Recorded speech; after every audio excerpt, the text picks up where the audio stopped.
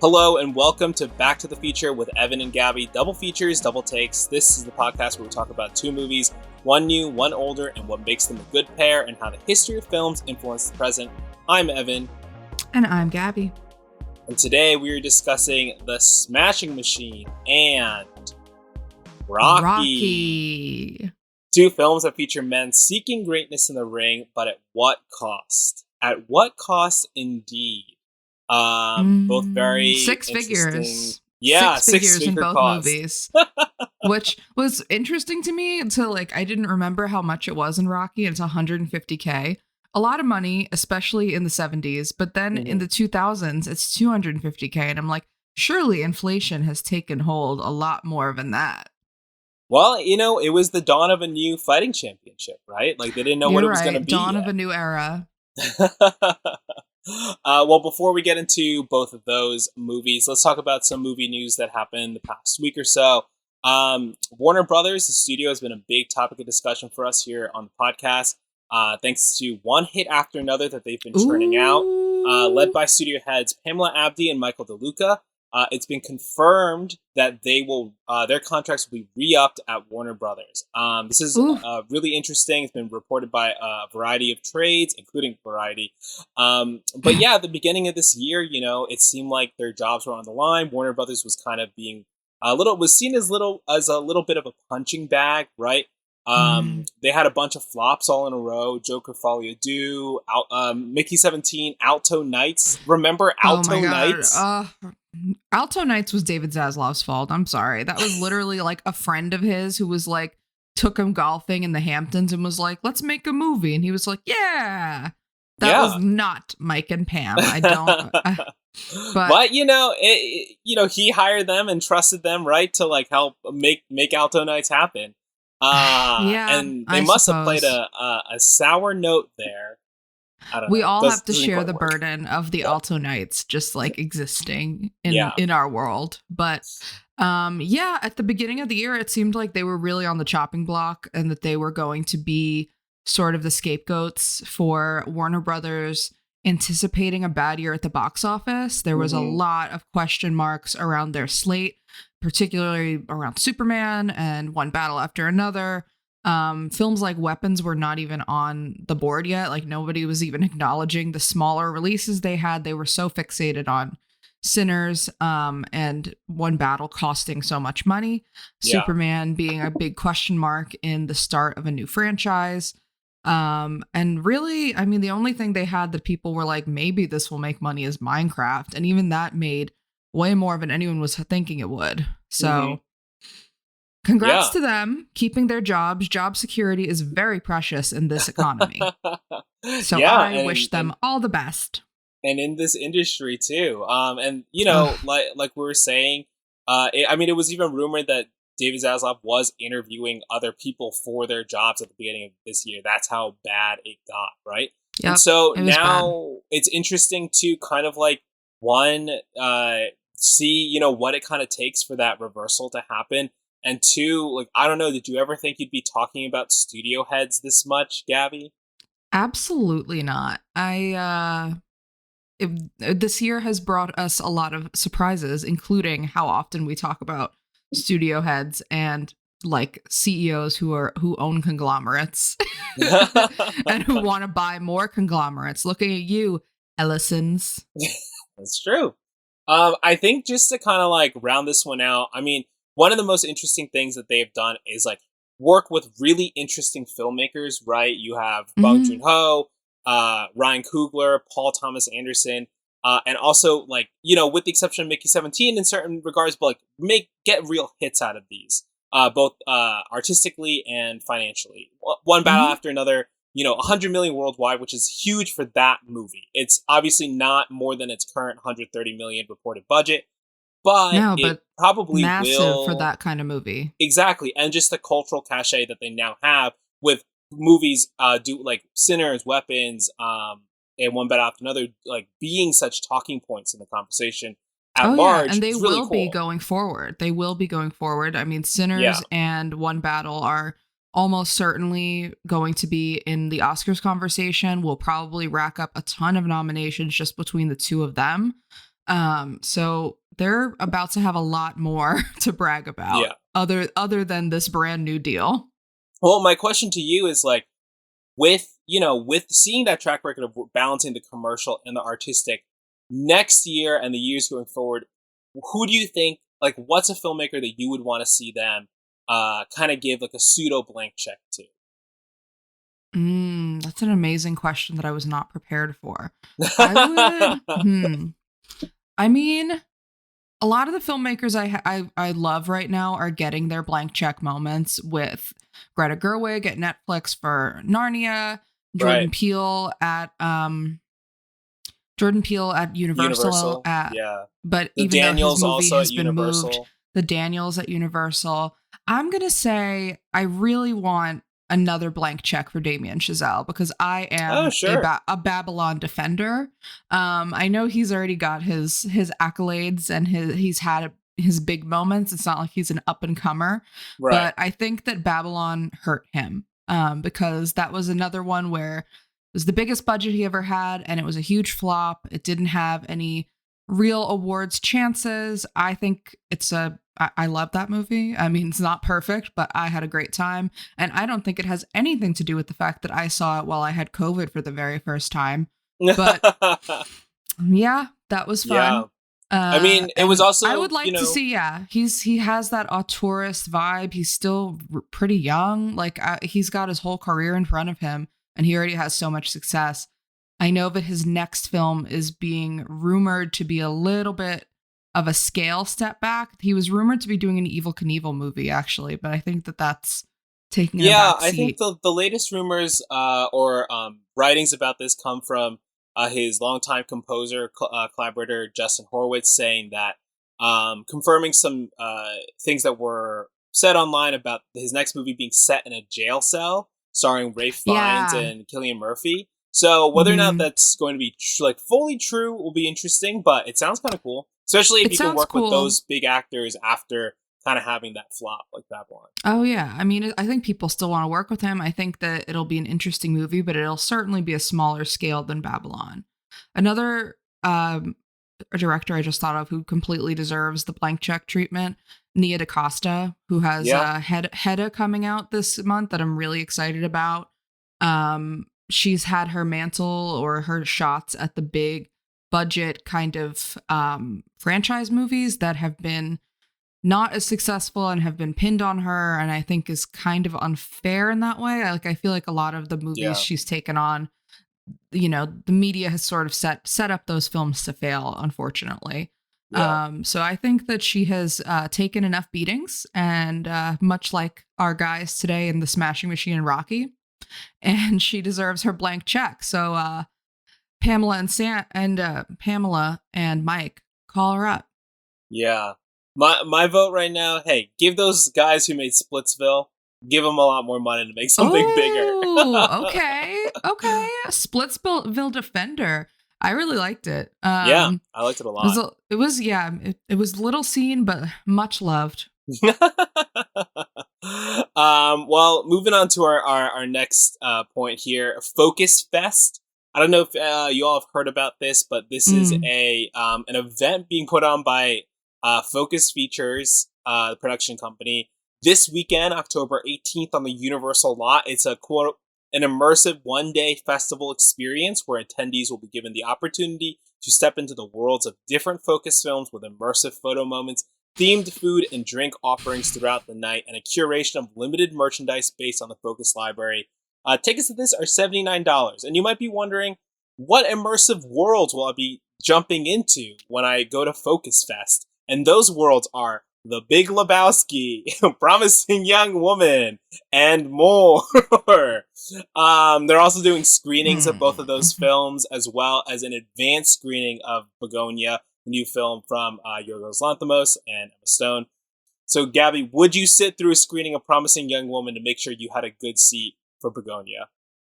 Absolutely not. And I can tell you that I can tell you this loud and proud, because I saw this being advertised and I was like, this is targeted specifically to me.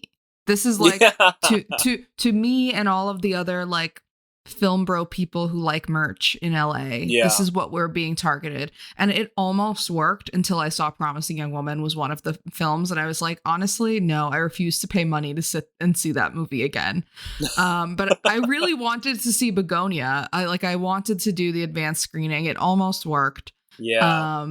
But yeah, I mean, I think it's an interesting idea. And I do see that you have in the outline that maybe this should be something that happens outside of LA.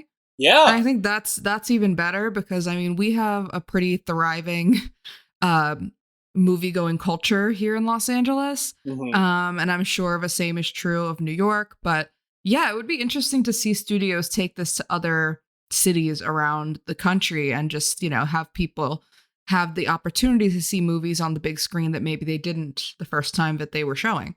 Yeah, a nice way to get around doing like a full re-release, right? Like, I think one of the interesting things about, conversation around One Battle After Another is like, oh, we only get to see things in like limited formats here and there, right? Like, obviously, you probably can't, lug around a full IMAX projector, right? But it's a fun way to think about like catering to the audiences outside just like the big cities that are, like will have like, Chicago, New York, LA, people always going out to the movies there. Like make it a final central location where more people can kind of come from out of state or whatever to congregate to see something big. I just saw that Netflix is making this new thing called like Netflix House, and I'm not really sure what it is besides just like an immersive Netflix like museum of ice cream type experience. But there's like screening rooms and stuff there too, and I'm like, oh, that could be interesting. I don't know. I think there's ways to kind of cater to the audiences outside of just New York and LA to really bolster, like love and interest for the movies and cater, like just spread the love, Totally agree. And there's only one way for us to say for sure if that would be successful, and that would be for us to attend these events for free. So if you work at any of these places, invite us and we'll boost you. We'll boost you up. Yeah. I like that starting a podcast has made me like a corporate shill. But only for movie studios. I'm not available for any type of big pharma endorsements or anything shady. All right. Well, let's talk about some two exciting movies that are in the works. Huge news for me personally. George Clooney confirms that Ocean's 14 is in the works at Warner Brothers. We were just talking about them. With director David Leitch of Fall Guy and Bullet Train attached. This could shoot as soon as next year. They said they've got the budget approved. Likely reteaming with Brad Pitt, Julia Roberts, Don Cheadle, hopefully more. The Ocean's films are, I never really understood the concept of a comfort film until I realized I've watched Ocean's 11 like 5 or 6 times. All the movies, all the Ocean's movies from Soderbergh are like endlessly rewatchable for me. I have, Blu-ray that has all of them on it, and I'm like hoping to get a higher quality version. But I'm constantly just watching them. They're the ultimate blend of like style and energy and substance. Movie stars. It's movie really stars, just like man. a plot, movie stars, right? I love a team movie, love an ensemble movie, as much as I love just like a heist story in general. So to me, this is a welcome franchise reboot. There's lots of things I liked about Ocean's 8. I don't think it fully worked, but I'm really excited to see what happens. And also like another run at like the Ocean's franchise, and like, does it work without Soderbergh? Is to me a big question. That was going to be my only hesitation with being like so excited about this. I am also like huge fan of the Ocean's movies. Would love to see a strong comeback here, especially from George Clooney, movie star. Between Jay Kelly and this, let's go. Bring him back. No more directing for you, Big George. No shots, but maybe we just know your strengths now. But yeah, I would be so much more on board if Soderbergh was coming back. Yeah. Like, I feel like that's what's missing from this. Like, not that David Leitch is not capable or a competent director. Like, he certainly has proven himself as a great action filmmaker. And like, I'm sure that there will be some crazy sequences in Ocean's 14, but yeah, I would have been so much more on board if Soderbergh was the other name attached to this to return. But I'm still excited. They've got Julia Roberts coming back. Let's go. bring Brad Pitt in. This is going to be, and who else are they going to add to the ensemble is yet to be seen. But I'm sure that there are fans out there in the acting world who are also going to be eager to jump on. Yeah, and it's very possible that they bring in the best parts of the Ocean's 8 movie. Spoiler for Ocean's 8, but at the end, I think there is a little stinger that teases that Danny Ocean may have passed away. But, it's Danny Ocean. He probably faked his death or something, He faked his right? death. He definitely faked his death. Sandra Bullock is great in the movie. Cate Blanchett is incredible in Ocean's 8. Oh my God. Bring them back. Bring them back as lovers. Bring them back as lovers. The queer women community will be here, will be seated if you bring them back as lovers. I'm just saying. And, there was also talk of another Ocean's prequel starring Margot Robbie and Ryan Gosling as the parents of Danny and Debbie Ocean. So there's an ocean of possibilities in front of us with this franchise. So let's see what happens. Fingers crossed. Gabby, would you like to tell us a little bit about Heat 2? The news around Heat 2? Evan, I'm so glad that you brought this up. I'm so glad to have gotten a text message from you yesterday that was like, do you want to talk about Heat 2 and have you seen Heat? Because I'm sure that some of our audience will not be shocked to know that Evan has not seen Heat. Boo, drag him. Heat, 3-hour masterclass in heist films that you just said that you love, from Michael Mann, starring Al Pacino and Robert De Niro and Val Kilmer, the late great Val Kilmer. And this sequel has been rumored for a couple of years now, ever since Michael Mann released a sequel book, a novelization of Heat 2, in an attempt to kind of get the film made. I think he's had the idea for quite a while, but just wanted to show that there was still interest by having the book be a success, which I believe it was. I refuse to read it because I want to see it on screen. And because reading now puts me to sleep, even though I used to love it so dearly. My attention span is so bad, Evan. But yes, we have now gotten confirmation this week that the sequel to Michael Mann's Heat is being picked up at Amazon MGM, having moved from Warner Brothers, I believe, that had the project in development for a couple of years. It's got quite a few interesting actors attached. This will be a prequel style film, and there are a lot of questions about who's playing who, but a lot of exciting names. Most notable this week joining is Leonardo DiCaprio, star of One Battle After Another. Very excited about that. Austin Butler and Adam Driver have been rumored to be attached for the past couple of years, so they are confirmed to be involved, as well as Bradley Cooper. Who on earth Bradley Cooper is playing in this movie, I don't know, but I want to. I want to know who he's playing in the world of Heat. And Evan, you will understand that once you watch Heat. Wow. Well, I'm very excited to check it out because it's a veritable who's who of exciting male stars. Exactly. No, not a woman to be found, but I'm excited for these men. Men in Heat. A phrase you could use to talk about the two films we're going to discuss today. Amazing. So why don't we segue. Get into... Look at him. Look at him go. Why don't we get into The Smashing Machine? Gabby, how did you see this movie? I saw this movie at our favorite, love to hate it, Cinemaplex, the Burbank 16. In a prime screening room. Not a ton of people out. Notably, I did see it after The Weekend, where it had some bad press about its box office flop. But the theater was still, there were people out at 9 p.m. on a Monday, and I was impressed by them and myself for dragging myself out to see it at that time. What about you, Evan?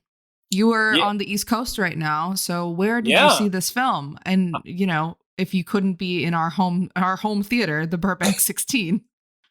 I'm traveling right now, which is why my setup may look and sound a little bit different for this episode. But yeah, I'm in New Jersey where I grew up. I saw it at 2:45 p.m. on a Tuesday at the theater I grew up going to. I used to be so afraid of the movie theater. I was so scared of all the horror movie posters in the hallway and things like that. And I would just like hide behind my parents. And so I really kind of walked the halls and kind of was like, wow, look at me in a movie theater. And also, look at how you've grown. It's less scary now because it's like boring. You know, it's like it looks like the AMC in the trailer of Regretting You. It's like very plain, very poorly lit. Poorly lit. It's extremely poorly lit. But yeah, 2:45 p.m. on a Tuesday, and way more people than I thought by that. Way more people than I thought in the theaters. And by that, I mean it was like 10 of us in a huge prime screening room. The prime screening room in the New Jersey theater is like has way more seats than the one in Burbank. It's actually really wild. Yeah. But it's not like that kind of like, what I like about the one in LA that we go to, that Gabby saw the movie in, it like kind of stacks. It's like this nice, like, it's a large room, but it like fills up the seats and you feel like you I don't know, you kind of feel like when you sit in your seat, like you are like just watching it by yourself. Yeah. You know, you don't feel like you're in a theater anymore in a certain sense. This was like, had way more seats, so there wasn't as much of that separation and stuff like that. I saw this movie, with 3 old ladies sitting in the row in front of me who provided a lot of color commentary throughout the movie, but mostly the trailers. It was really great. They were like the old men from the Muppets. After the Song Sung Blue trailer played with Hugh Jackman and Kate Hudson, one of them just loudly went, "I'd watch that." Very good. I'm glad they said that, because when that trailer played in my theater, I was like, wow, that's coming out on Christmas and a lot of old people are going to make that movie get to like $500 million. But here's the thing. This is where they start defying what you expect these old people to watch. Oh, okay. When the Sisu Road to Revenge trailer played, they said, oh yeah, that first one was really gory. I liked it though. So these old ladies had gone and seen Sisu, which is like a foreign language version of John Wick, effectively. You don't know what Sisu is. Then Deliver Me From Nowhere played, and they said, one of them goes, yeah, I'd watch that. I used to be the biggest Bruce Springsteen fan. I just think he got Jersey. And she said, I just think he got too political. Oh, okay. And so then I was fully confused about what these ladies, like, who they were, what their whole story were, what they must go to the movies all the time, right? Yeah. Then the Eternity trailer played, Elizabeth Olsen, Miles Teller, Callum Turner. And after the trailer ended, one of them goes, I wonder which one she ends up with. And then another woman goes, these days I'd say both is fine. Oh, okay. The women of New Jersey have embraced polyamory, but will the afterlife? So really, really interesting stuff. They had some other comments throughout the Smashing Machine, which if I can recall when we get to those points, I'll share them. But it was really interesting to kind of like be in that environment for this. Good for them. They have, they have a cinema club going, even if it's just the 3 of them. They have their own little movie circle, and I think that will be you, me, and technical producer Matt in our old age. I can't wait. I, for one, cannot wait. At whatever is left of the AMC Burbank 16 in like 50 years, that'll be us. Oh my god! Wouldn't have it any other way. But let's talk about the Smashing Machine itself. As long as it won't upset our tummies, as Gabby has written in the outline. Released October 3rd, 2025, directed, written, and edited by Benny Safdie, starring Dwayne Johnson, Emily Blunt, Ryan Bader, Bas Rutten, and Alexander Usyk. This movie is The Rock playing a fictionalized version of Mark Kerr, one of the pioneers in UFC, and kind of how his career kind of, I guess, a very pivotal moment in his career. And that's what this movie is. Did not realize it was going to be such a big biopic. I think that's on me, honestly, for not picking up on that. So yeah, really interesting sports biopic here, directed by a very interesting director. Gabby, how did you feel about The Smashing Machine? I'm so glad you asked, Evan. Frankly, no shots to Mr. Safdie. I love the Safdie brothers. I'm a big fan of their work. I was bored. I was very bored for most of this movie. That I think I also did not realize how big of a biopic it was. It is my preferred type of biopic, which is like the snapshot biopic and not the cradle to grave biopic. Yeah, good point. That tries to cover way too much ground in like 2 hours, and it's impossible. So I appreciated that it picked a pivotal moment in his life and dove really deep into how that impacted him at that time and going forward in his life. And it tells you that right off the bat, right? It opens with, this is a story spanning from 1997 to 2000. And you're like, okay, let's go. 3 years. The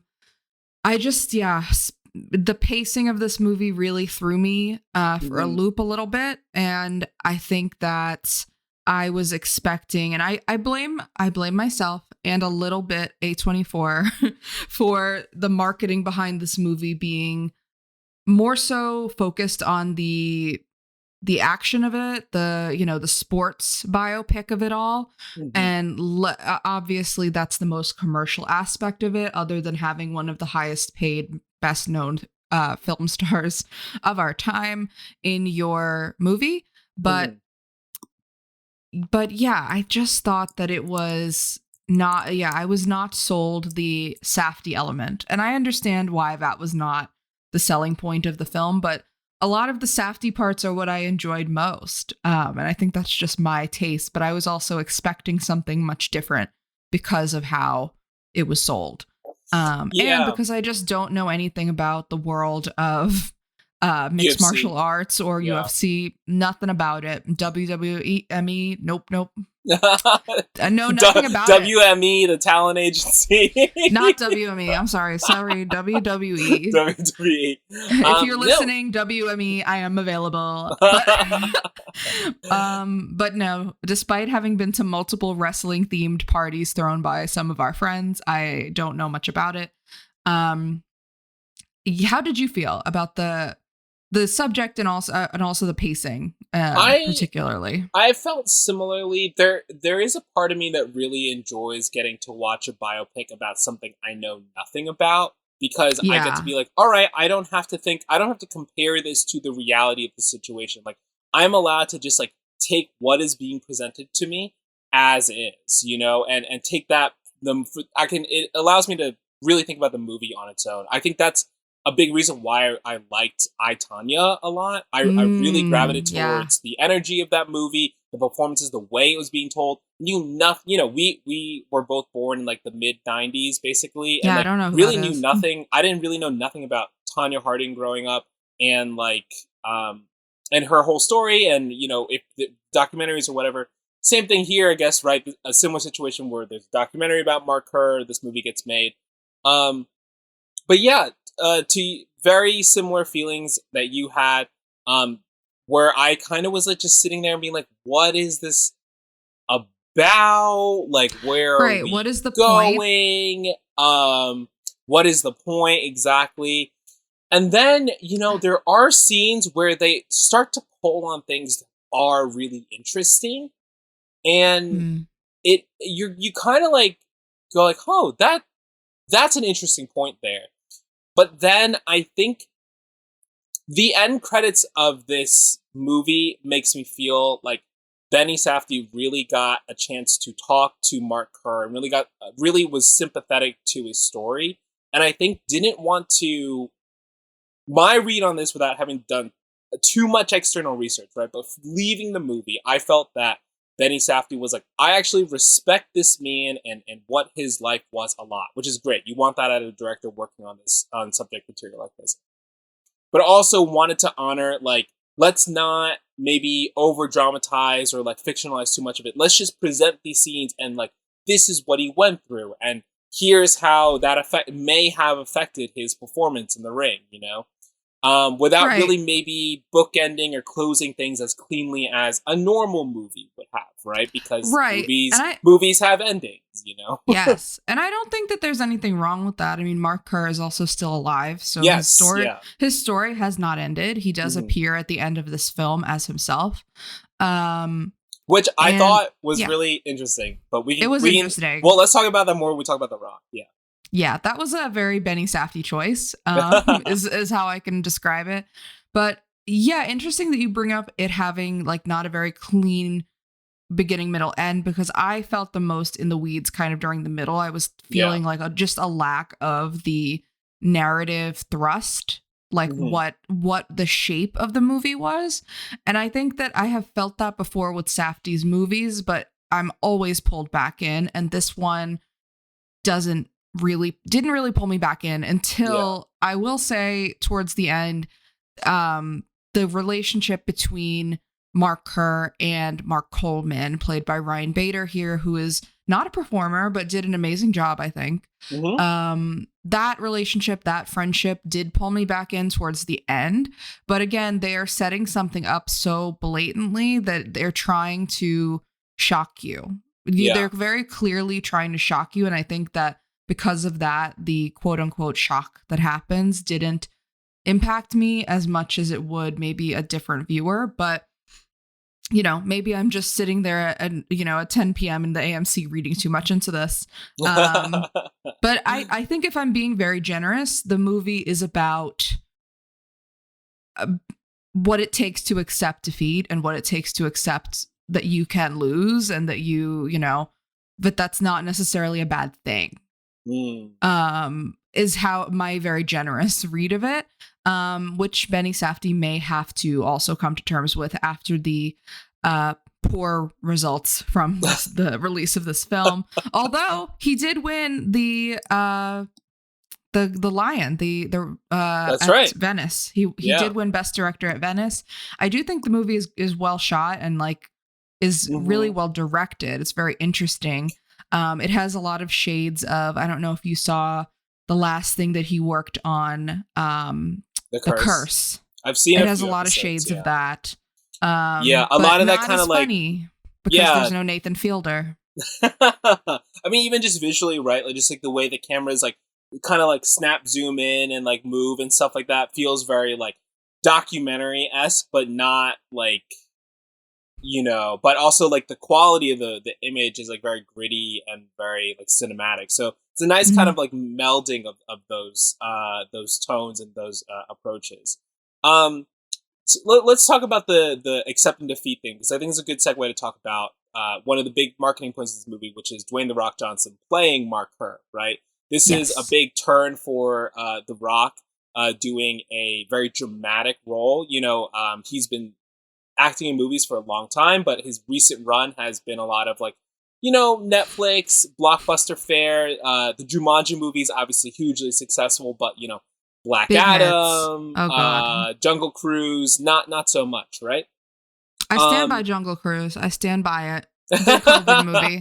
Good COVID movie that our friend Maggie Cannon definitely purchased with real money on Disney Plus or Disney Premium during the pandemic, and then gave me her login to watch. Incredible. But yeah, those Black Adam you mentioned was definitely, I think, a big moment.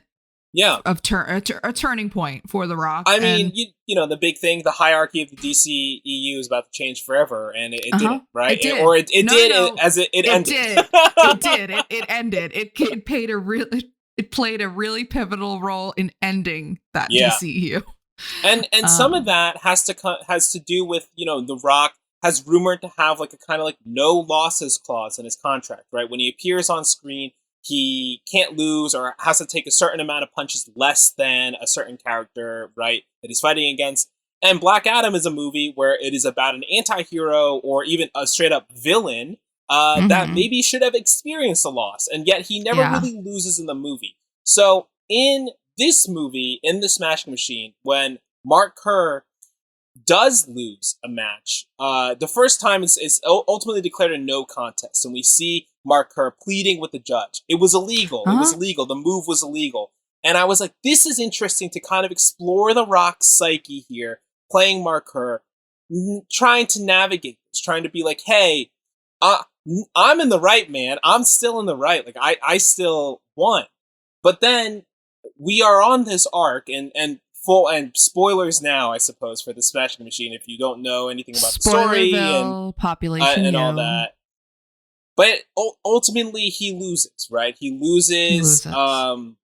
The final battle and the final match, and I feel like it must have been very emotional for Dwayne Johnson, the actor, to accept that on screen he would have to portray a loss, even though he still kind of wins in a sense. The character almost accepts it. It's that acceptance, I think, right? You know, right. So, I mean, it's really interesting just how it's framed. As you mentioned, that first loss, he's really fighting it. He's fighting. He keeps calling it a no contest. He gets really angry when his girlfriend Dawn, portrayed by Emily Blunt, calls it a loss. That's right. Really angry, scary. And then throughout the rest of the movie, he's kind of coming back from a series of losses after that no contest, including his struggle with addiction. He's addicted to opiates, painkillers in this movie, to the point where even his trainer, once he gets clean, is like, how did you ever fight on this stuff? Like, this is crazy. And he has to come back. And the comeback is a little bit slow and a little bit, no pun intended, rocky for him. But I think it's interesting that second half of the movie is setting up his comeback for the fighting championship, and they keep setting up that he's going to be fighting Mark Coleman, and this is his best friend, and they really play that up. They keep asking like, oh, how do you feel? How do you feel? It's going to be the two of you. It's going to be the two of you. And they keep talking about it. And then what did surprise me, I expected Mark Kerr to lose, even though I did not know anything about his story. Just based on the movie, I was like, okay, they're setting this up too much. Obviously, Mark Coleman is going to win. What did take me by surprise, I will say, is that Mark Kerr doesn't make it to the finals. He loses. Yeah. He loses before he can even make it to the finals. And that was surprising to me, and also a real show of, I think that moment is the best show of vulnerability in the movie for The Rock's performance, and also for Mark Kerr. Just the kind of the acceptance of, I didn't make it through. Like, I didn't make it to the final round. You know, it's not like I made it to the finals and I lost. It's, I got taken out. And the reason that he loses is because he freezes up. He freezes. Yeah. Like, he keeps saying afterwards, like, I couldn't move. And that is something that is so human and so much an emotional response that, I do wonder if that is something that The Rock has experienced these past few years in his career. He froze.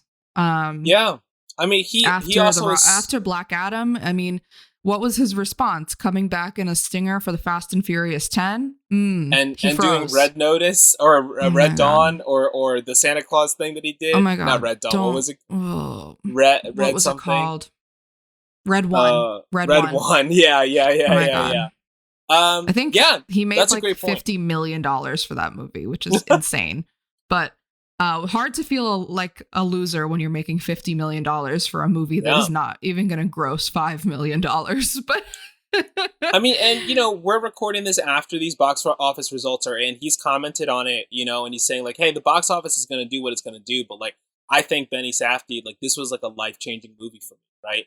I think there's definitely a part of him as a person that is now very much intertwined with the character of Mark Kerr that he's played, and that acceptance and moving through that those moments, right? I mean, before we started, technical producer Matt asked us, he's like, "Can The Rock act?" Right? That's the big thing here. Great question. Amazing question. I think that he looks very different. He's wearing a prosthetic. He's got a different hairstyle.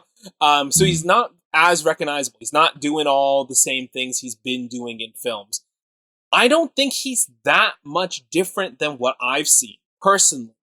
But I do think he brought like a very interesting level to it, where it's like, because he maybe couldn't have gone as expressive, he's a little bit more grounded. That makes a lot of the what he's doing very believable. And when you meet when you meet, quote unquote, the real Mark Kerr at the end, you're like, oh, he wasn't that far off from what we saw in that few minutes. He's this kind of like happy-go-lucky dude who is very similar to The Rock in just general charisma, but also clearly was dealing with some darker things, right? Some of the best moments of this film, besides the action scenes, right, are those moments when he gets so upset and so distraught that he's like ripping stuff in the house, and it's shot and done in such a way that is so effective. Like, anytime there was a big moment like that, my jaw was still like, oh, like I had an audible reaction because of, I just was blown away. I was like, I can't believe this is like, it worked on me, you know? I let out an audible gasp when he like literally ripped that door in their house, like just ripped it down like it was a piece of paper. And I mean, listen, I know The Rock is the biggest he's ever been, arguably, in this movie. He is built. He is very, very muscly. His veins are bulging. But him going through that door, I was a little bit like, surely that can't be as easy as it looks, right? Even for him. Like, I know it's definitely a prop door. Yeah. But still, I was like, oh my God. Like, I think in that moment we are meant to feel a little bit afraid, just a little bit, like a moment to take in his power, like how powerful he is and how he could hurt Dawn in that moment if he really wanted to. He could hurt himself. I think that all of that is really interesting and really there in the shots, as you're saying. Yeah. Well, let's talk about Dawn too, right? Let's talk about Emily Blunt. Oh, you want to get into Emily Blunt now? I mean, playing another, maybe kind of like, not maybe, I'll say it, sideline female character. Thoughts? I mean, yes, that is correct. I have a lot of questions for Emily Blunt and her team. Why do we keep doing this to her? I mean, Emily Blunt is a tremendously talented actor, a great physical actor. She's been in a ton of action films that she's really proven herself in. She's incredibly funny, and just very versatile. Like, she's in everything from Mary Poppins Returns to Edge of Tomorrow to Devil Wears Prada. All of these things, incredible performances. This movie, and frankly Oppenheimer before it, I don't get it. Well, I don't get the appeal of the role other than this is a little bit of a prestige bump and working with certain directors. I mean, anybody is going to take a role in a Christopher Nolan movie, even if it is, a supporting role or not a very well written female character role. We've seen it before. We'll see it again. And, I'm sure she wanted to work with Benny Safdie, but also she has a well-documented friendship and collaboration streak going on now with The Rock, which I will get into my theory about in just a moment. You hold on to your seats. But to stay on topic for this performance and Oppenheimer, they just kind of portray her. The script does her no favors in portraying her as this supporting link to a powerful man and who causes him more anguish than fulfillment in the relationship. She's portrayed in both movies as having issues with substances, as having issues with her mental health. And they're not particularly deep portrayals of that. And I understand that the movie is not built around her, but surely there had to be a better draft, a better way to portray her in both films, but particularly in this movie. The other time that I gasped in this movie was in that fight scene towards the end where they're about to throw a party. And she has everything out and she's, put out this beautiful spread and they are like back together and better than ever after breaking up. And they're fighting because his friends keep calling him essentially to tell him, don't bring Dawn to Japan to the fight. And they're fighting over it because she knows that it's his idea. She knows that it's not really his friends, that he doesn't want to bring her. And he admits to that. And then he kind of, they're toxic together. I'm gonna say that. Like, it's not just her. Like, the Mark Kerr character is definitely not the best. Not the best partner. Would not, like 2 out of 10 would not want to be with him. But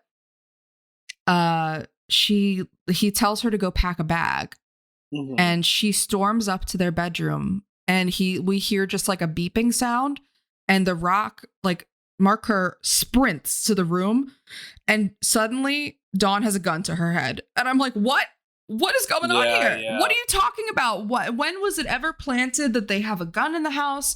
When was it ever planted that she has any kind of suicidal ideations? Because you would think in a moment that that's something that they would have portrayed in their first breakup, if that is part of their relationship, these kind of threats. Because right after that, the next scene, and I think her last scene in this movie, is him like cradling her on the floor while she thrashes against him after he blocks her from trying to overdose on pills.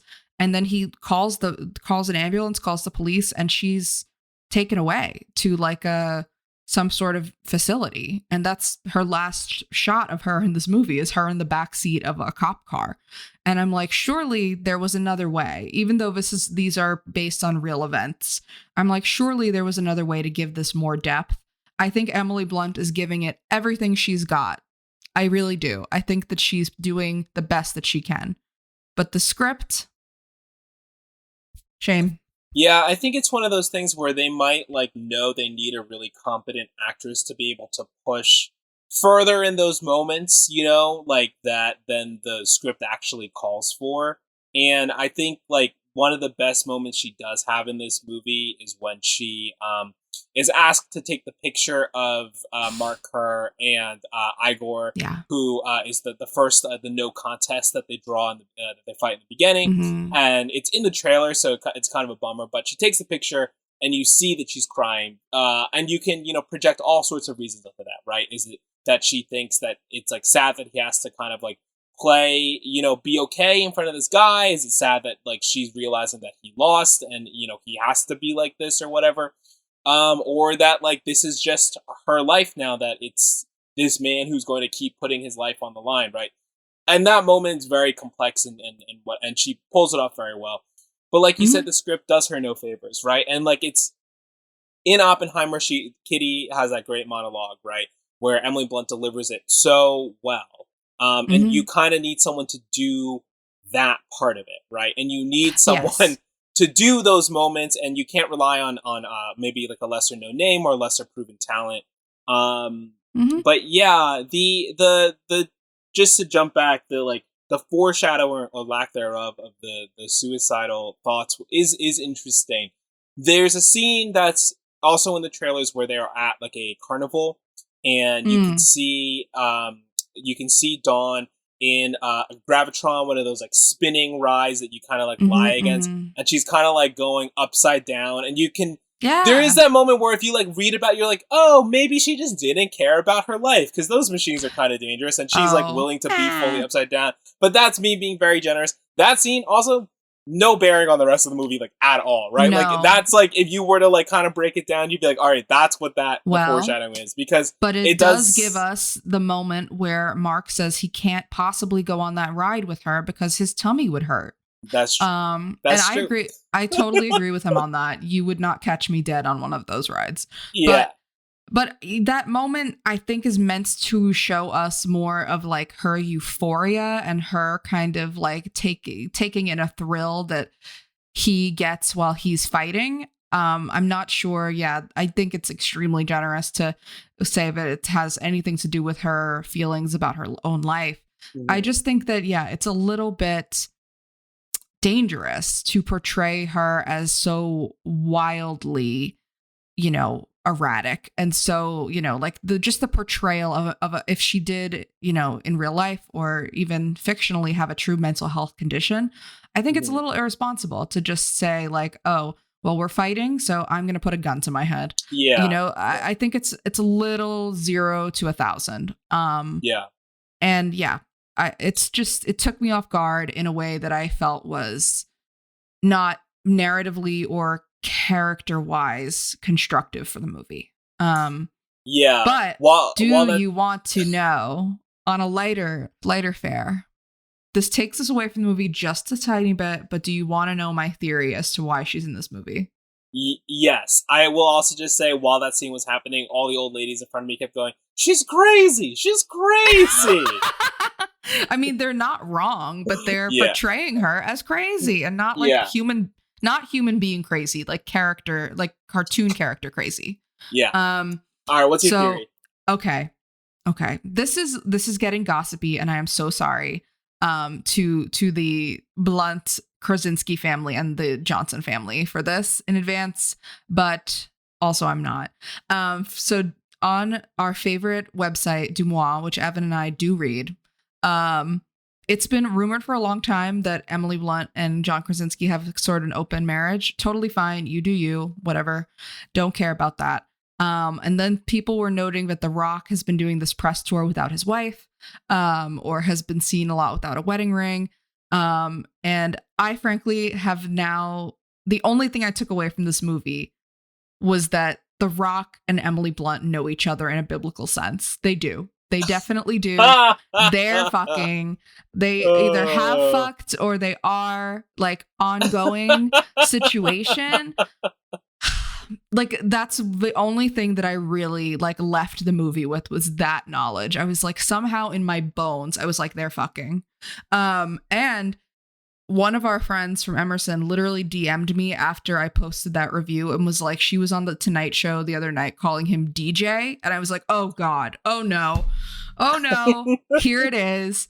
But they have a really close, quote unquote friendship over the past few years. Like, they've worked together in Jungle Cruise together. They worked together on this, and they're working together on the Martin Scorsese movie. And I'm like, okay, they keep working together, like long history of rumors about their respective relationships. I see what's going on here, and I will not be fooled. Interesting. That's my gossip tangent. Gabby's gossip tangent. All right, well, Speaking of gossip, let's talk about the Safdie split. Okay, great. Yeah, let's talk about that. So this is a great time. This is a great time for me to jump in and say I have never seen a movie by the Safdie brothers. Excuse me? Yeah. You haven't seen Uncut Gems? Nope. Missed all of them. Evan! Good time. Okay, I don't know as your friend if you would like Good Time, but I think you would like Uncut Gems. If you've made it this far into listening to this podcast episode or the podcast in general, thank you so much. Really appreciate it. This is a crazy time to announce that this was your first Safdie's experience. That's insane. I mean, I've seen Benny Safdie and, I saw him in those episodes of The Curse. I saw him in Oppenheimer. I saw him in Are You There, God? It's Me, Margaret. Yeah, I've seen Are You There, God? It's Me, Margaret, and not Great Uncut movie, Gems. underrated movie. Benny is not in Uncut Gems. No, I'm saying, but his work in general, Okay. Just checking. But yeah, so to me, there's a lot of things that I found interesting that I have perceived as things that the Safdies at large are interested in, right? But as someone who is a big fan of their collected works, and we're both also looking forward to this Marty Supreme a lot. Marty. What is your Marty Supreme? What is your take on this? I mean, I don't know I don't have any insider knowledge on this. I have zero idea, but the split has been, rumored to be a long time coming, and Uncut Gems was the last thing they did together. And then after that, they sort of, had an unofficial split.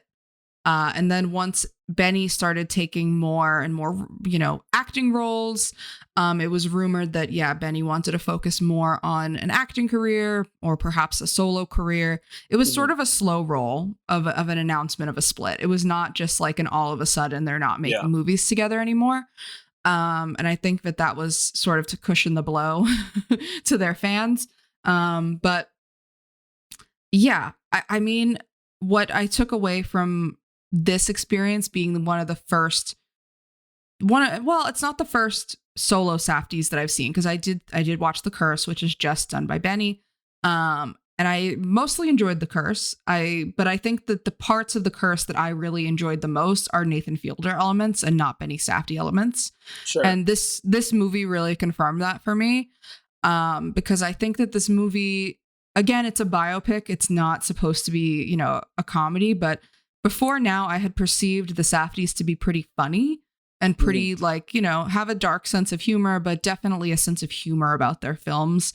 And that was kind of just missing to me. And there was this real self-seriousness that this movie has. And I couldn't tell if it was a Benny Safdie element, a Dwayne Johnson element. I couldn't tell where it was coming from.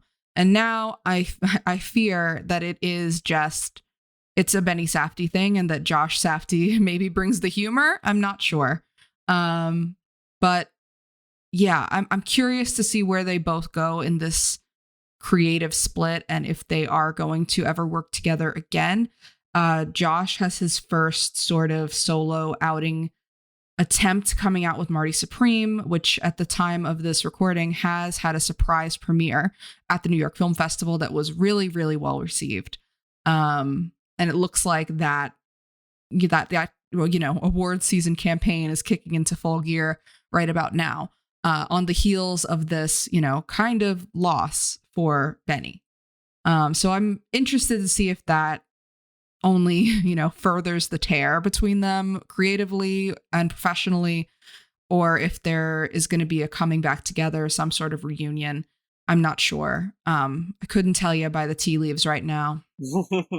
One thing I am sure about is that there's going to be a ton of video essays and discourse comparing this to the Coen Brothers split once Marty Supreme. Oh my God! And I'm sure we'll be adding to it as much as I will not care to add to it. You have to see one other Safdies movie before Marty Supreme. I'm gonna make you watch Uncut Gems before Marty Supreme, so that you know. You can't do this. You can't leave me the only authority on this topic again. No. This is the dynamic that the people pay for. They do not. They do not pay for it. Well, some of the things that I'm interested in, kind of like, you know, breaking down a little bit more, or maybe some of the other themes in this movie. I think they're like kind of just like general themes of like masculinity, as well as like maybe, you know, themes of obviously themes of addiction and you know, different forms that can take, right? But it might be helpful to start talking about our second film, Rocky, as we kind of get into those and contrast kind of like the biopic elements of this versus like, you know, themes in fictional movies. So let's start talking about Rocky right after this break. And Matt, this is a fake break because this is the time where we change our backgrounds and we talk to the audience. We talk to them. And hey, we just want to say our One Battle After Another episode got a lot of views on YouTube. So if you're a new viewer, thank you so much for tuning in. Thank you so much for clicking and giving us a shot here. Really means a lot to, you know, it's always nice to talk about movies and nice to share the opinions, and great to see other people checking it out too. Yeah, I would like to say I'm not shocked, but I am shocked by the reception of the One Battle episode, and we are very grateful for all of our existing and new subscribers and listeners. We hope that you'll keep coming back as we dive deep into some more exciting releases coming up this fall, and pair them with I literally have just paused because I thought today Evan and I bought tickets for Wicked for Good, and I was just thinking about what we're going to pair it with. So come back for that and more pairings. But it just entered my brain in that moment. And I was like, we're going to have to pair that with something. Yeah, if you're new to the podcast, let us know what you're excited about watching, what you think might make a good pairing, you know, having not seen the movies coming out, but just based on that alone. We'd love to hear it. But yeah, thanks to the 100 followers on Instagram, 100 subscribers on YouTube, 1,000 views. More. I think we're up to 100. I'm going to blow your mind, but I think we're up to 111. Oh my God. At time of recording. So keep it rolling, keep it moving. We have changed our backgrounds, and so it is now Rocky season. Evan is in the ring with Rocky and Apollo Creed, if you aren't watching, and I am at the top of the steps of the Philadelphia Museum. And here, oh my God, I'm gonna be in Philly next week. Or no, in a few days. Should I take a picture? Steps. I think I might have to take a step. I'm gonna have to make my friend do it. Hey, Wes, if you're listening, I'm sorry, but we gotta do the steps thing. You gotta do the steps before we head back to Jersey. Let's talk about Rocky, released November 20th, 1976, directed by John G. Avildsen, written by Sylvester Stallone, produced by Irwin Winkler and Robert Charthoff, starring Sylvester Stallone, Talia Shire, Burt Young, Carl Weathers, and Burgess Meredith. This was nominated for 10 Oscars, winning 10. Best Picture, Best Director, Best Film Editing. Holy moly. Smashing Machine, any Oscar prospects? Best Makeup. Best Makeup, yeah. I mean, I'm not counting out Dwayne Johnson for this. I'm not counting out Emily Blunt, especially Emily Blunt. Emily Blunt is very beloved in the acting community. And hey, this is kind of shaping up to be a weak year for supporting actress as a category. As we are recording, we literally got word through the trades that Chase Infinity of One Battle After Another is campaigning in lead actress, which many people had her tabbed. A lot of people after last weekend were like, oh my God, is she the sneaky supporting actress play? But no. So Julia Garner, supporting actress weapons. Let's go. I'm in on that campaign. She will get her Oscar someday, but it'll probably be for something worse than weapons. Yeah. But yeah, I think I'm not counting The Smashing Machine out as an Oscar contender in certain categories. Editing, maybe, yeah. Yeah, Benny, I love some of those edits. Score was the saxophone score. Oh my God, the score in this is kind of like really intense and a little creepy at times, but I liked it. Yeah, I'm not counting it out. I think it's pretty safely out of the picture conversation. Best Picture. I think it's just a little too crowded. But hey, not counting out The Rock, even though it does seem like it's going to be a competitive year for Best Actor. Yeah. Well, we'll keep our eyes open, as more movies start to come out, and we'll probably do some type of predictions episode before we head into the actual Oscars season. Can't wait. Well, talking about the box office, though, we've mentioned a few times that Smashing Machine kind of flopped at the box office opening weekend. This is Dwayne "The Rock" Johnson's lowest grossing film to date, making roughly $6 million in its debut weekend on a reported $60 million budget. Woof. Rocky, on the other hand, huge sensation, highest grossing film of its release year, made a whopping $225 million at the box office during its run, off of a $1.1 million budget. That makes me ask the question, do we think The Smashing Machine was poorly marketed?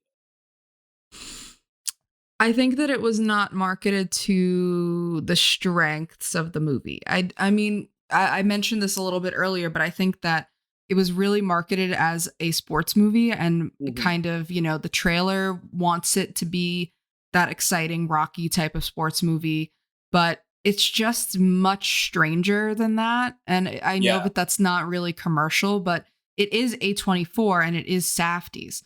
And I wonder, as A24 has become a bigger and bigger player, a bigger and bigger studio, has more and more of an evaluation, a bigger, funding backing behind it, if they are kind of feeling the pressure to release bigger movies like this that would appeal to a broader audience, which just kind of strays away from what they rose up for. These, these smaller, more indie-minded films.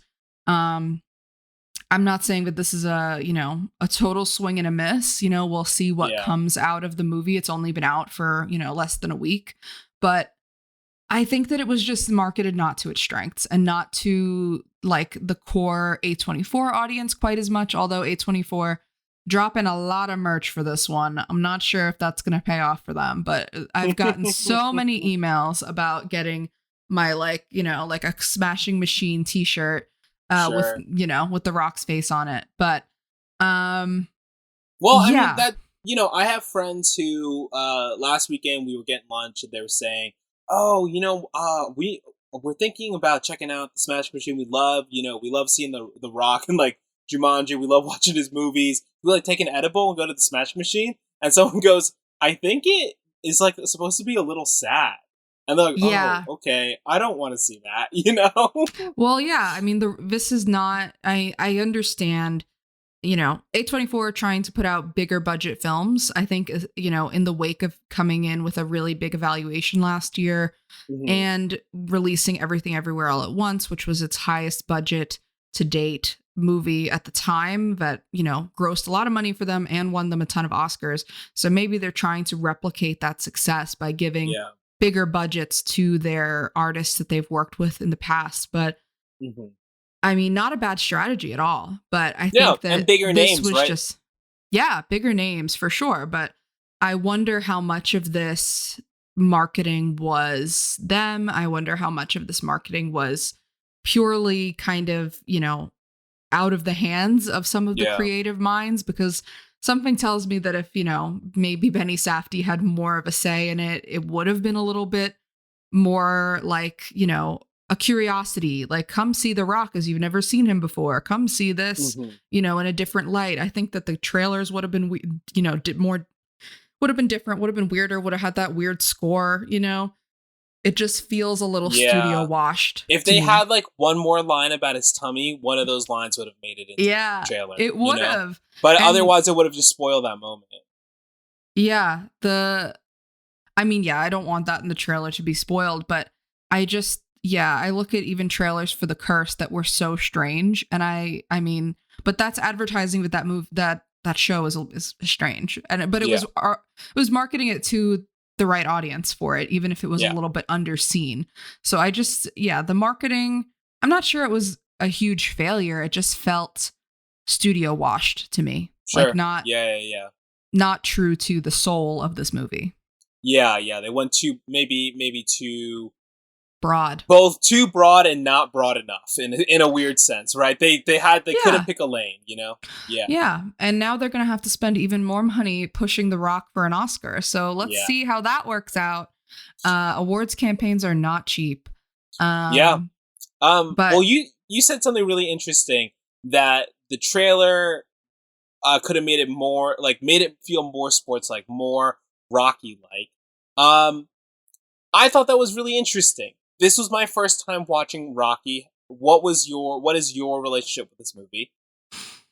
Okay, Rocky is a movie that I had seen a million clips of growing up, and that I knew all of the lore around, because I grew up in a very heavily Italian family and neighborhood.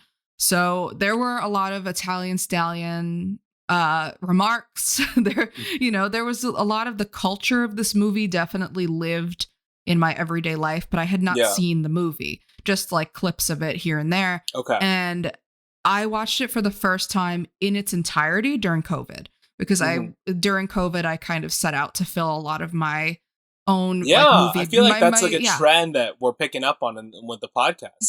Yeah, just like filling a lot of my own like movie blind spots. And something that you talk about a lot is just trying to understand the back, like where all of these things that we know in our, movie conscious come from. So I watched it in its entirety, and I was pretty surprised the first time I watched it that it was not so fight focused, that it was not. Yeah, exactly.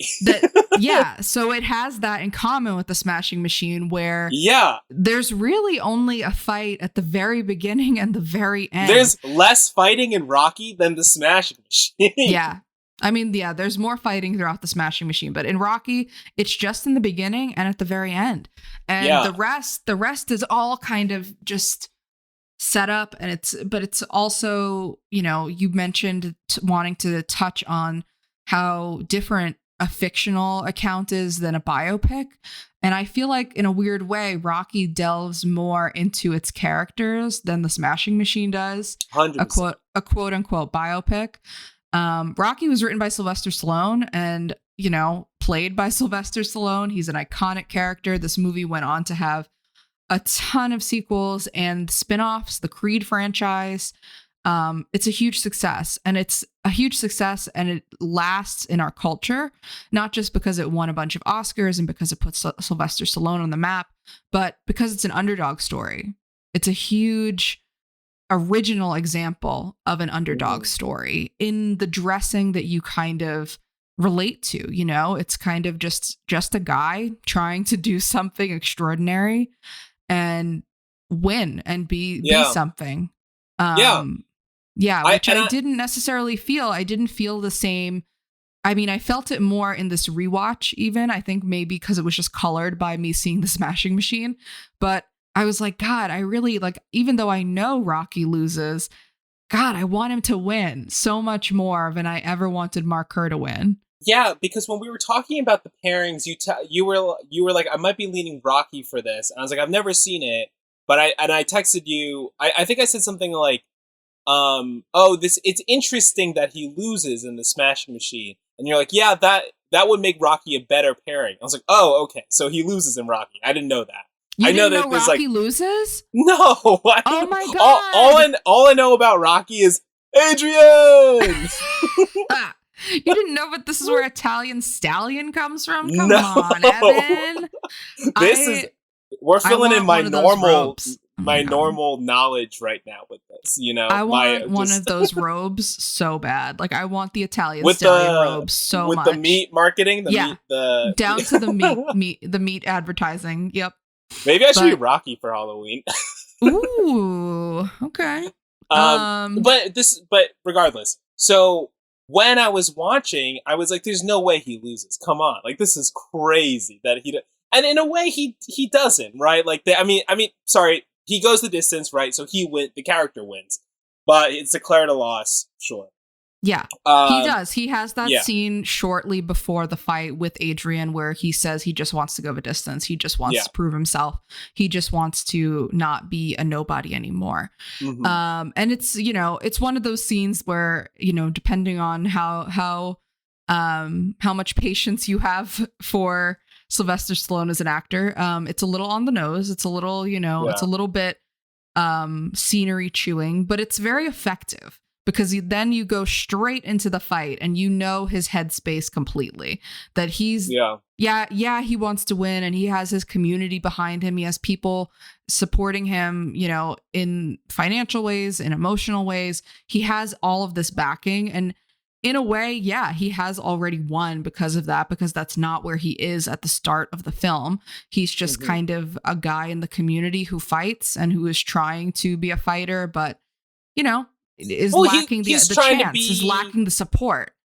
And he's trying to be something, right? I think that's the reason why I think these films end up making really good pairings is that both Mark Kerr and Rocky Balboa are both putting on shows just in their life, right? They don't really know who they are, but they're not happy with the person they're supposed to be either, right? Or the version of that. And they're trying to find that. And that's why Rocky, I think, really works, because like in a fictionalized version, I mean, biopics do this all the time, right? They create scenes where the characters can say the theme that the director and the screenwriter have been like working towards like getting across. But with Rocky specifically, like with a fictionalized character, you can get these moments of vulnerability, and it doesn't have you questioning whether or not the real person felt that way. But but that you know that the character is doing that, right? Like when he first sees himself on TV with him, Adrian and Paulie, they walk outside. He's like, you know, when I said that stuff didn't bother me, it kind of bothered me, you know? And you're like, dang, like everything he's been doing is putting on a show. And we see these moments where he's by himself, like as an audience. But when he starts opening up to Adrian, you're like, you start really feeling for him, you know? And that's why I was like, this is such an interesting character, because he's kind of like a really mopey, kind of weird kind of guy. Yeah, who is also this like symbol now of just like of masculinity in a wild way, you know? Yeah, but he is, you know, he's sensitive, he's emotional. He's just kind of putting the, you know, the veneer of a fighter over him at all times. And I think once that guard comes down, you know, during his training, that, you know, that incredible training montage that's very famous now. Yeah. And during that scene with Adrian, you do feel like he's going in and the movie is setting him up to win, to overcome, to have his moment. And what is so effective about that loss is exactly what you just pinpointed, which is he does win. His character, you know, like his character does win in that sense that he is fulfilled as a character in that moment. Mm-hmm. You know, like he lost the fight, but he went the distance. He's still standing, and he has Adrian, you know, running to be with him. He has people chanting his name. People know who he is now. Even if he lost, he's somebody. So that's, you know, and the movie is really smart in that, you know, we mentioned that we would talk more about the actual end of the Smashing Machine, and maybe now is a good time because this movie just ends. This is another like very, you know, it's common in, you know, we've talked about a few movies from the 70s now, but this movie just kind of ends. Like the fight ends, Creed is declared the winner, Adrian and Rocky say that they love each other, cut to black. That's it. There's no epilogue. There's no, you know, tying it up and neatly in a bow, nothing. And I love that in movies. I love when a movie knows its ending, but yeah, the Smashing Machine lingers, and it lingers after that defeat that Mark Kerr endures, and it shows us real life Mark Kerr, which is an interesting button, but there is no real life Rocky to show us. So yeah. You know, and I wonder if you think that makes it more or less effective as an underdog story. I'd like to see that Mark Kerr is still out there and doing fine. Like he didn't become like the ultimate fighting champion, but he pioneered a way forward for a lot of fighters. You know, he is known in certain circles. He's known in that world, and he's doing okay. So what does that say to you about the movie itself in comparison to an ending? You know, Rocky, again, fictional. It can just end. But what does that say to you? Well, I think what you said at the beginning of the podcast really helps, right? Like that really clarified it for me when you phrased it as like this acceptance of defeat. And I think it shows, you know, life goes on, right? Like life isn't the movie where it ends after that moment, right? I think it was like the Always Sunny podcast, but when Rob McElhenney, aka Rob Mac, was talking about how the soccer team or football team that him and Ryan Reynolds invested in, you know, won like a legendary thing, right? They did back-to-back promotions, huge for that football club, you know. And he was like I was celebrating. I was like the highest I've ever felt in the world, you know. And then I got home the next day after a crazy flight from like, you know, the UK back to LA. And as soon as I get home, I get a text from Caitlin Olsen, his wife, being like, hey, can you pick up the dog shit in the backyard? And so the day before, I was on the highest high I've ever been on. And the next day I'm picking up the dog shit. And if you are only happy in that moment when you're the highest ever, you're not happy at the times when you're picking up the dog shit, you're never going to be happy, right? And I think there's a moment there with Mark Kerr where he's like, I was working for this thing for these last couple of years, of trying so hard to be the guy. And I just froze up and I'm not the guy anymore. And he has that scene in the shower where he starts to cry and then he starts to laugh, and it juxtaposes between him in the shower expressing that emotion, letting it all out, with Mark Coleman sitting on a couch by himself, which I felt was like maybe too cinematically perfect. I was like, no, we don't need that, you know? That's a little icky. And so, yeah, I think having that moment then of seeing the real Mark Kerr helps really link that, like, it's all gonna be fine, you know? And that you will have days where you are just picking up soda and toilet paper at the supermarket and no one's gonna know who you are, you know? Yeah, that's true. You can be whoever you are, but at some point you gotta do what all the other normal people are doing and just live like a normal life, right? And he seemed so content in that moment, and he didn't need to be the ultimate fighting champion. Maybe in real life he still has reservations about that, but the movie really depicted him as being very content in that moment. And it's very similar to that happening in Rocky, right? Because they're trying to shove the microphones in his face, like, what's next for you? What are you doing next? And all Adrian. He wants to do is see Adrian, because he realized I was never going to beat Creed, never needed to beat Creed. I just needed to go the distance. I did that. We're good, you know? And now all I want to do is tell Adrian I love her. Mm-hmm. And that's that Until Rob Mack Rocky picking up 2, the dog of course, shit thing. Up till Rocky 2, and then Rocky but all the way through Rocky Balboa 7 oh my films God. later. Yeah, Jesus Christ. But yeah, I mean, I wanted to talk a little bit about Adrian also as kind of an emotional fulcrum of Rocky, which is something that I think the Smashing Machine is and isn't going for with the Dawn character. Yeah. I mean, she is just, I mean, their relationship is a lot more tumultuous, Mark's and Dawn's is, than Rocky and Adrian's.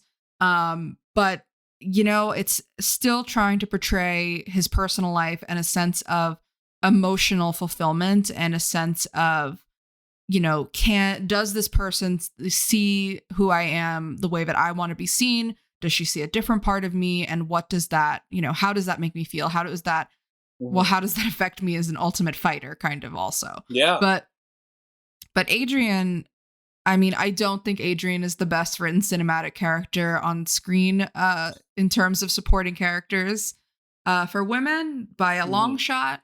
But I do think that something that is more effective in her character is this ability to kind of hear Rocky out and support him and not be another battle for him, not be another fight. Because in a certain way, the Smashing Machine feels so, combative because when he's not in the ring fighting physically, he's fighting emotionally. He's fighting his addiction. He's fighting with his partner. Like he's always in this state of fight. And Rocky doesn't really have to do that. So he can put all of himself into the ring and fight, and fight Creed and do his damnedest against Creed without having to internally worry about his, emotional fulfillment because he feels like he has it with her. Yeah. So I think that is a big, something that makes the emotional part of it more satisfying in Rocky, even if Adrian doesn't really get a big moment as a 3-dimensional character, in my opinion. Yeah, I mean, they're also like both her and Rocky share a lot of similarities in the sense that they're both being overlooked by the public in general, like the people around them.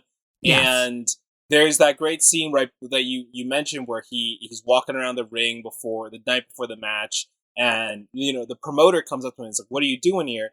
And he's like, "Well, the sign is the pink poster's wrong. Like I'm wearing different shorts. Like it's not that design."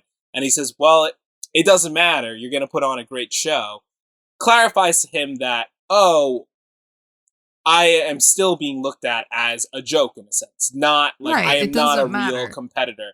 And when he opens up to Adrian, she's kind of like in bed, but she doesn't say like, "What do you mean you're not gonna fight? Like, what do you mean you're gonna throw this all away? Like, this is your shot." She's like, "Well, what do you want to do?" Right? And she like turns it back to him and is very supportive in that moment. And while it isn't very 3-dimensional, we can see that they have built like this foundation of like, I can help you and support you, as opposed to the more kind of like tumultuous relationship that Dawn and Mark have.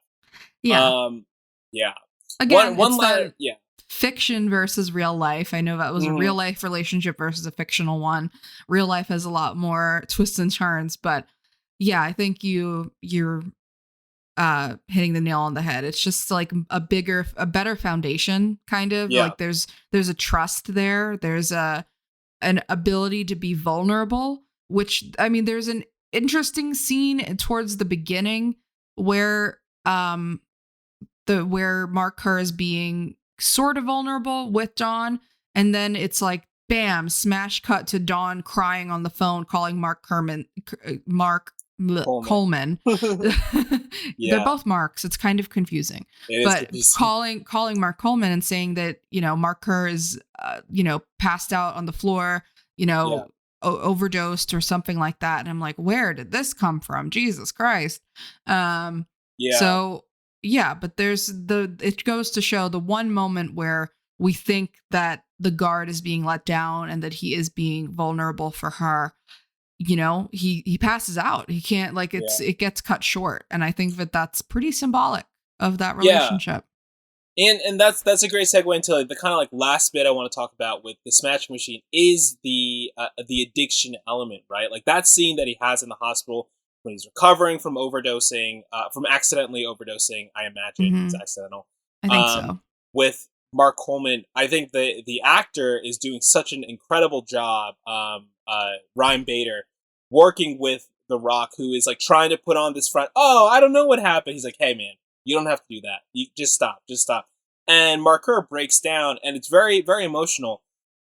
There was this moment in the movie where I thought, is Mark Kerr the character, like, fighting so he can take drugs, to enable this addiction? And that's maybe. Where, there was a road where I thought the movie was going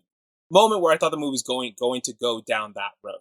And I was like, that could have been interesting, but that's another, like, fictional versus reality moment where it's like, maybe this was just, you know, a road bump in Mark Kerr's life, and not something where it was like, it wasn't enabling addiction, but he ended up becoming addicted because of all the access to pain medicine he had, right? Exactly. Like, he's so easily able to get it.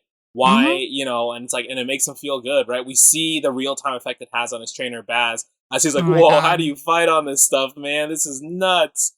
And, yeah, and so I'm glad that the addiction plotline wasn't, like, bigger. I was glad it was, like, mostly relegated to the kind of, like, first 40 minutes or first hour or so.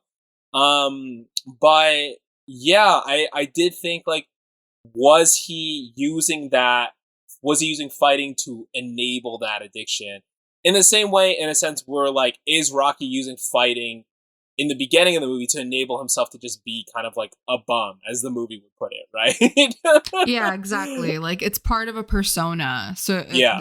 At the very beginning, you're like, how much does he really like this? You know, how much of this is like he's in it, or he really wants to do it as a, you know, a career prospect, or for money, or for anything like that, or even for fame, you know, to be somebody. But yeah, I think that that's a good question, is like, what makes them fight? Like, I think they're both fighting for similar reasons when you really boil down to it, because they both want to be known. Like, they both want to be seen in a certain light, and they both want to prove themselves, you know, in this ultra, you know, hyper masculine arena, so that they can be vulnerable in their more private moments. And I mean, I think that that's a huge overlapping theme that they share, you know, as movies and as characters, as Rocky and Mark. Yeah, just that element of recognition and the very specific forms that it takes, right? Exactly. And I mean, Rocky's is a lot more, you know, in this movie, it's more community based. Like, his whole community is rallying around him. Like, the city of Philadelphia is on fire for Rocky. People are betting their houses on Rocky. But yeah, Mark Kerr wants to be known sort of like, you know, it's not entirely clear if he wants to be like a global star, or if he wants to be known outside of Japan, or if he just, you know, wants to be an Ultimate Fighter, period. But still, he wants to be known. And both of these men just really want to be known, and they are willing to disfigure themselves to get to that point. Yeah, 100% agreed. Well, let's start to wrap it up here. Some alternative pairings we were thinking about. I got a movie text to Gabby. He's like, maybe we should have just done Phantom Thread for this one. We'll do it one more time. Run it back. Run it back. That episode was not seen enough. Go back and watch the Phantom Thread episode. But I texted you back immediately and was like, I know this is a bit on the podcast at this point, but do we do Marriage Story? Is it too early to do Marriage Story? Could have done Marriage Story. It's too early. We will eventually do Marriage Story, I promise. Yeah. But I was kind of initially thinking, oh, do we zag and go for more of the relationship based movie as an element for this? Because so much of the movie is the Rock and Emily Blunt's relationship. But ultimately we decided on Rocky because of my keen sense of loving to watch men lose. But no, I think it was great, right? We just talked a lot about how their characters shared the split between the action and drama split of the movies and how it's relatively small. We were initially thinking Raging Bull, right? But this ended up taking on a much... Raging Bull would have been good, right? The addiction elements too, but just it ended up taking on a different form, this movie, you know? And I'm really glad that we could compare it with this. Yeah. Raging Bull, I mean, also a movie that Evan and I both discovered that neither of us don't love. Like we don't love it as much. I thought you would like Rocky more, and I'm right.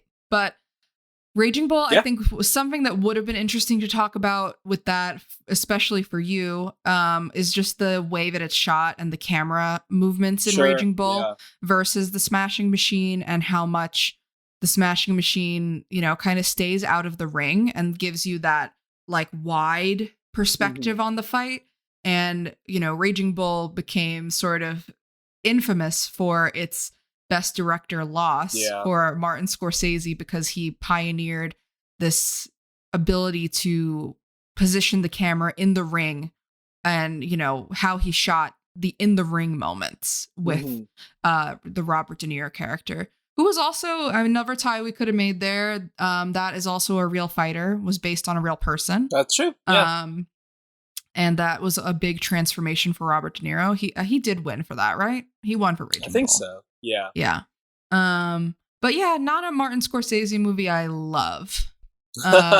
It's something I respect more than I like it.